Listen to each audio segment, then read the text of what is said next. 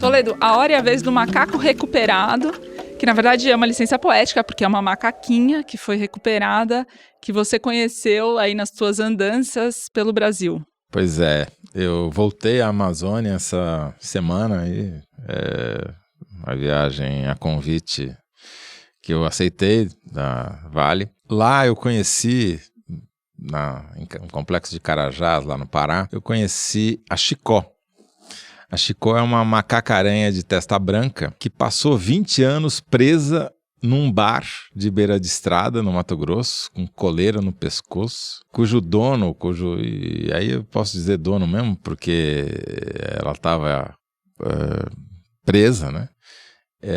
Dava pinga e cerveja para ela, era o dono do bar, como atração para atrair clientes, entendeu? Porque ela ficava alcoolizada. Ficava bebendo, todo mundo ficava rindo, aí todo mundo ficava alcoolizado e ela também, né?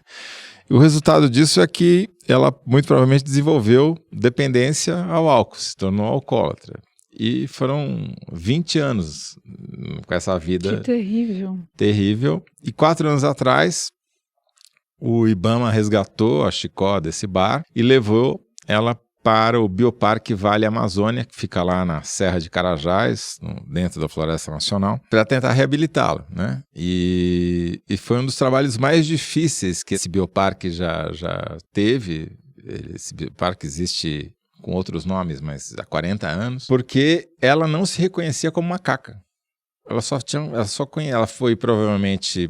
A mãe foi morta numa caçada, ela muito pequena foi capturada, né, e levada para esse bar, e então ela só conhecia seres humanos. Nunca tinha visto um macaco. Nunca tinha visto, e ela não se reconhecia como outra coisa que não aquela única coisa, o único bicho que ela conhecia que era um ser humano. Então, a reintrodução dela, e lá nesse bioparque tem uma área muito grande, e cada espécie tem uma ilha, literalmente uma ilha, onde elas ficam isoladas, mas tem bastante espaço para circular e tal, recebem os cuidados ali de veterinários, tratadores, etc. Demorou 3 meses para a Chicó conseguir entender que ela não era um ser humano, que ela era uma macaca, e começar a se comportar, tentar se comportar como uma macaca e ser aceita pelos outros macacos-aranha de testa branca que vivem lá. No começo eles isolaram ela na mesma ilha, mas separada por grades, porque ela tinha muito medo dos outros macacos. Falou, que bicho é esse, né? Uhum. Até que aos poucos ela foi perdendo um pouco esse medo, e ao final de 3 meses, a Mariana, que é outra macaca, a chefe dos macacos-aranha de testa branca lá desse bioparque, aceitou a Chicó e ela se integrou ao grupo, e hoje ela vive, já faz 4 anos ali, integrada aos outros macacos. E como é que foi o processo de desfazer a dependência do álcool? Então, quando ela chegou, o veterinário Nereston Gonçalves, que cuida dos animais ali no bioparque, percebeu que ela, além de não se reconhecer, ela tinha comportamentos quase típicos de uma crise de abstinência, né? Então, aos poucos, ela foi se recuperando, Você sabe dizer o que... Não, só isolou, obviamente não deu mais pinga nem cerveja para ela, né? E aos poucos ela foi se recuperando, saindo dessa crise e se integrando com os outros animais. E é interessante, porque ela não conseguia escalar, não conseguia subir em árvore, ela não conseguia... Essa espécie, ela se apoia no rabo, tem uma cauda muito grande, para ficar em bípede, assim, como se fosse, né, um bípede sobre as 2 patas traseiras. Também tinha perdido essa capacidade, mas com a convivência, com o passar dos anos, ela foi observando as outras macacas e macacos e foi reaprendendo a ser macaco, entendeu? Agora, essa situação, daí você pergunta, por que ela continua lá nessa ilha e não foi reintroduzida na mata, que é do outro lado da cerca, né? É uma floresta nacional. Já passaram pelo menos uns 400 animais nessa situação que foram recuperados pelo IBAMA, pelo ICMBio, pelas autoridades, né, e levados para lá para serem reabilitados, já passaram pelo bioparque. 100 deles foram reintroduzidos na mata, na floresta, conseguiram voltar a viver no seu ambiente natural. Mas 300 que continuam lá e não vão sair de lá. Porque, como no caso da Chicó, alguns nem sequer aprenderam a ser bicho silvestre. Se você botar ele na floresta, ele vai morrer, não vai conseguir se alimentar, vai ser predado muito rapidamente e tal. Então você não pode colocar. Outros sofreram algum tipo de sequela, ou psicológica, se é que se pode usar esse termo, ou física, que também dificultaria muito a readaptação deles ao ambiente natural. Então eles ficam ali, e esses bioparques, esses zoológicos, que você pode achar que é um pouco cruel, né, manter o animal perdido ali, eles primeiro estão preservando a vida dos animais, e segundo, eles têm um papel muito importante, pouco conhecido, que eles são uma espécie de banco genético da espécie. Algumas dessas espécies estão em riscos de extinção e outras já estão extintas no ambiente natural. Então, a diversidade genética está justamente nesses bioparques, nesses zoológicos, porque são animais dos poucos que restaram e não são parentes entre si. Mas o macaco testa branca não é o caso desse. Nesse caso, não. Mas lá nesse bioparque, você tem onças pintadas, tem 2 onças pintadas amazônicas e 3 onças pintadas do Cerrado, que são maiores.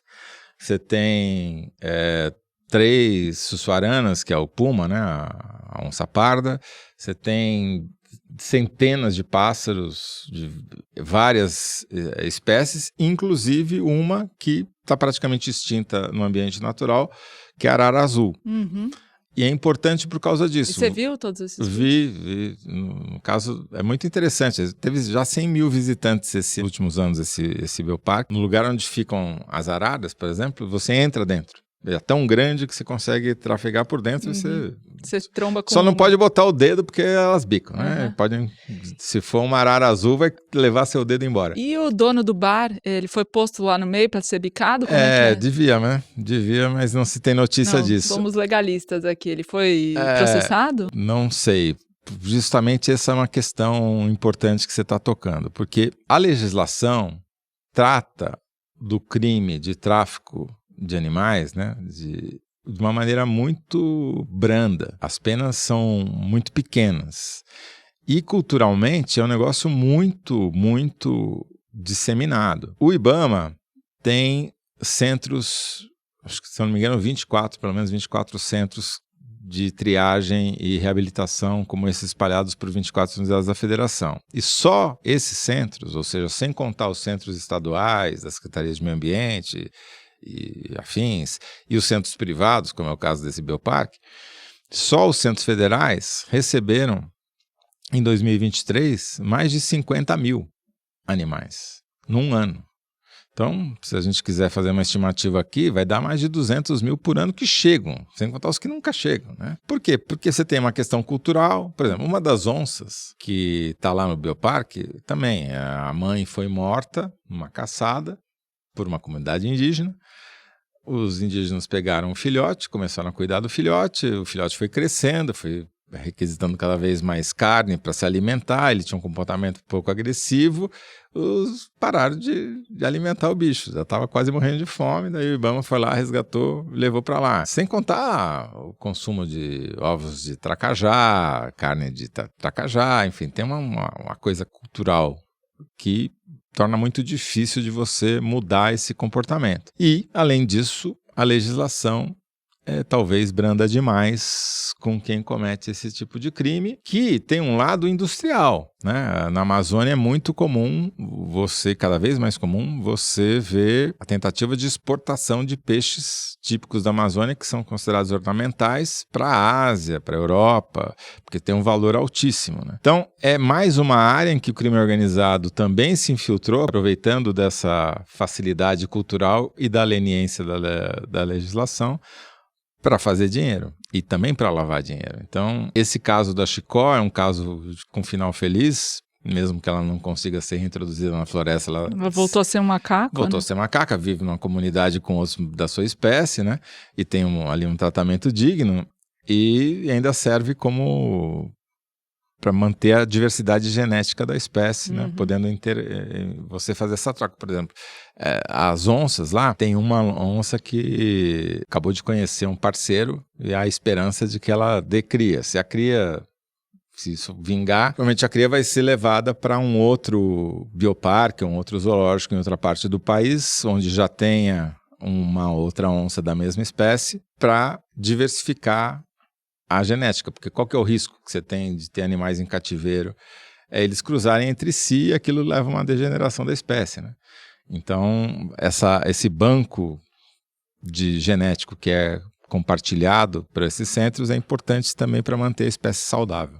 Nossa, Toledo, comovente a história da Chicó e interessante esse trabalho. Pois é, muito, muito interessante. Vale a pena a visita, quem tiver a oportunidade, vai lá. Além do que a Floresta Nacional de Carajás, que é mantida pelo ICMBio e com apoio da Vale, mas o ICMBio é responsável, é uma das coisas mais impressionantes que eu já vi na minha vida, porque é uma floresta amazônica de altitude que tem trechos onde o minério aflora. Ele chega, você vê ele brotando assim, nesses trechos a vegetação.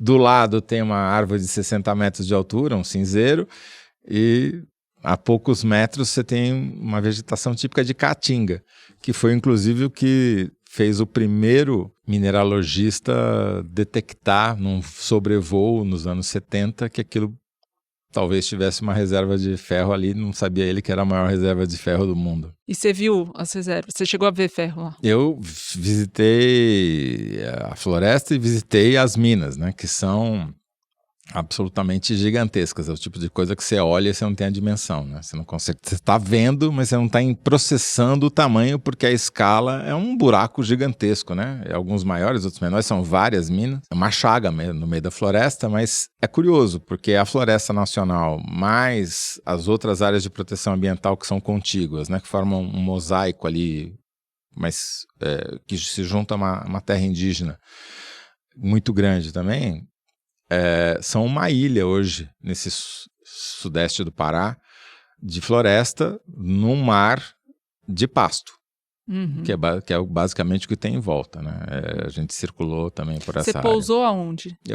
O aeroporto de Paraupebas fica dentro da Floresta Nacional como bioparque. Então você já sobrevoou toda essa área que você está descrevendo. A gente até fez um sobrevoo de helicóptero, porque as distâncias lá dentro são muito grandes, que deu para ver muito bem. E é assim, aí você tem a divisa da Floresta Nacional com a área que não tem uma unidade de preservação, é visual. Você não precisa de um estudo científico. Você olha e fala, bom, aqui ainda tem floresta, ali não tem mais nada. Tem um pasto mal cuidado com um boi a cada 15 minutos de carro, entendeu? É muito rarefeito, é uma exploração, além de tudo, estúpida, né? Em muitos sentidos, mas no sentido econômico também, porque ela não dá dinheiro. A gente visitou alguns projetos interessantes de aproveitamento desse terreno para fruticultura, por exemplo, que é incrível, porque o Sérgio lá, fez um veterinário que pegou uma área, destinou a produção de irrigada de pitaia e do lado uma produção de açaí. As duas irrigadas. A produção dele de pitaia, que é consumida em Paraupebas, nem sai de lá, dá uma renda maior do que o gado, né? Entendeu? Dá trabalho, mas é muito pequena a área que ocupa e fruticultura, né? Você está plantando, você não está destruindo, né? Enfim, você vê que é muito difícil recuperar, mas alguma esperança talvez. Tem o que ser feito, né?